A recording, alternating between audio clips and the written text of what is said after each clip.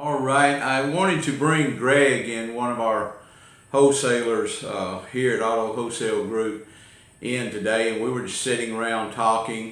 Greg just sold one of his units that he's had a while, and he's kind of revamped his program. And so I'm going to ask him a few questions today and get his input. As a matter of fact, I already started asking them.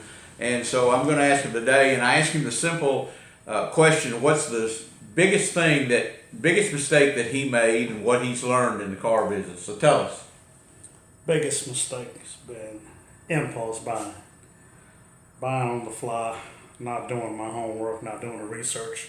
I have a lot more success whenever I go out to the lots and crank up the cars, put the diagnostic tool on, drive them, get a good feel of them. But sometimes when cars are coming through the lanes, you see it and you get excited. Hey, man, that's a pretty cool car. I love that car, man. That's nice. When you do that, every time I've done that, I've paid dearly for it. I've got 3 cars right now that are nothing but trouble, that were complete impulse buys. Everything else I have sold because I've done my homework. I go out there with a chart and I mark off the cars and I put them in my workbook. And I'll study them and I'll follow them and I'll make sure I stay on them when they come through the lane. Those cars have always done well. Little repair here and there, but for the most part, I will never impulse buy again. Okay, it's great. So it really, instead of the impulse buying, if you sold yourself on the car, you're better at selling the car. Is that right? Absolutely, absolutely. Every time I've done that, I'll buy the car and I'll just stick with it. As soon as I get it, it almost sells. It'll sell within a matter of days. And I've gotten some and I'll just buy them and I'll just stick them out there and nothing really happens with those. But I found that when I take a lot of time with them, they move quicker because I have my blood, sweat, and tears in them, and I make sure I get them right, get the repairs done that need to be done, and a lot more aggressive on marketing those cars too because I know what I have in them. So I want to talk about one particular flip lately that you did, and I was real excited about. We joke around here about a particular auction that I don't like, but you did buy a vehicle recently, and it was a '04 Liberty. Is that what it was? '04 Liberty that you picked up for like $500. $650. $650 that you picked up that '04 Liberty for. Driving it home from the auction, what happened? Driving it home from the We had to pause a little bit there. We had a little interruption. But anyway, I'm going to re-ask the question again. You bought the Jeep, and on the way home, what happened? $650 2004 Jeep Liberty. The worst thing that can happen. It overheated. The water pump was bad. Everything started going to failure. The battery was dead. I knew the battery was dead from being on the lot. So we boosted it up. I was going to go get a battery, but on the way to the auto parts store, it overheated and water was going everywhere.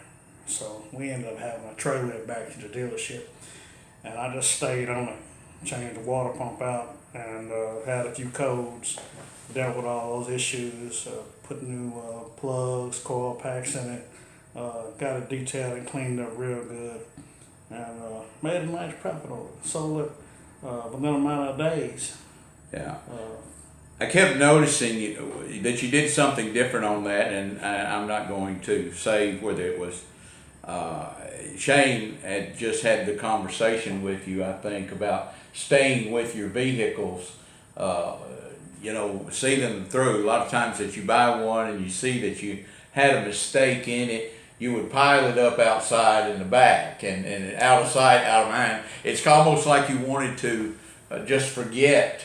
Oh hell, man! I bought that car, and I don't know what I'm going to do with it. So you just set it back like it's going to mysteriously go away. That mistake's going to go away.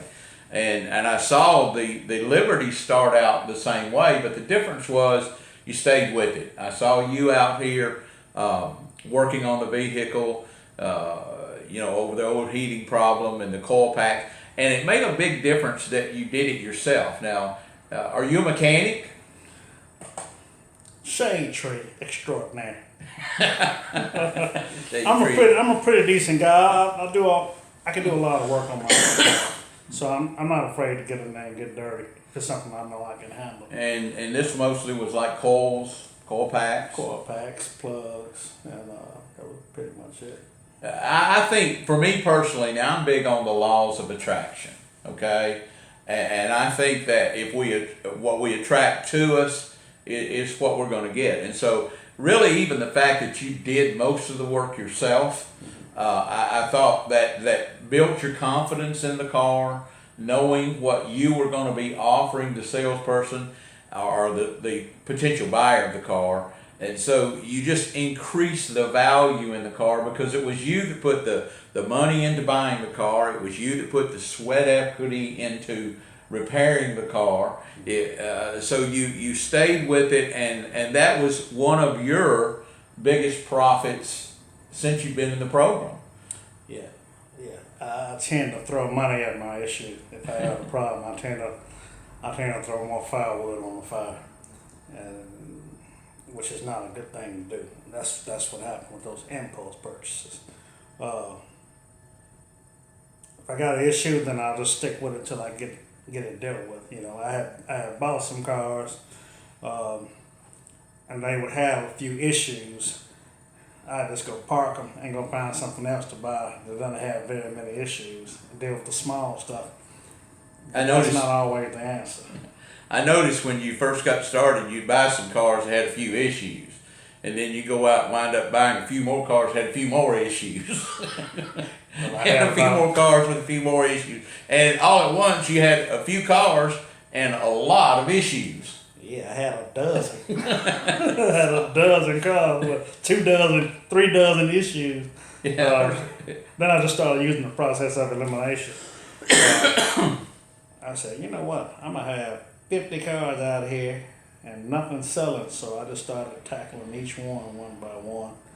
And it's paid off. I don't have the return that I wanted, but I do have I'm in a positive cash flow.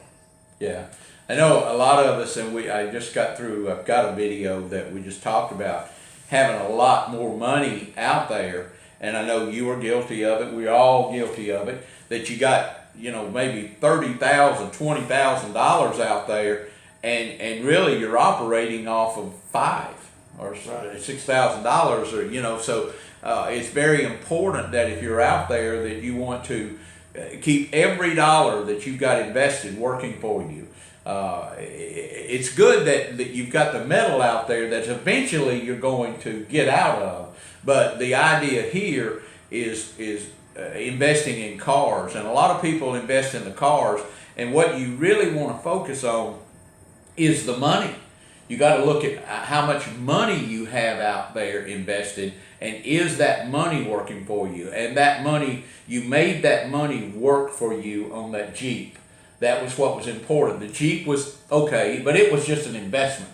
What worked for you was the money. You paid $650 for the Jeep. I think you wound up spending another $400 to $500 on it in getting it up and ready to where you were comfortable selling it. And when you were comfortable selling it, now you had a vehicle that you had $1,400 out there, and I do use numbers not to brag or anything, but you wound up selling it, I know for a fact, for around $3,000, so it was pretty close to about a $1,500 profit, and you turned most of that profit, or you turned that $1,500 in about 8 days, I think is what it was. Sure. And so when you're out there that you can turn your money, especially $1,000, $1,500, and you can turn it into $3,000 in 8 days, you're on the right track, and that's the formula that you're after. Absolutely. Going to the auctions is great, but like I say, and I always say, it's just a smorgasbord of cars, and a lot of times you put more on your plate than you can eat. Absolutely. one mistake I don't plan to revisit. Well, good. Thank you for that input. I'm sure that those of you out there that watch the video will learn something for it. Greg's learned, and I'm proud of him that I think now he's on the right track, and I look forward to a big year. Looking forward to it.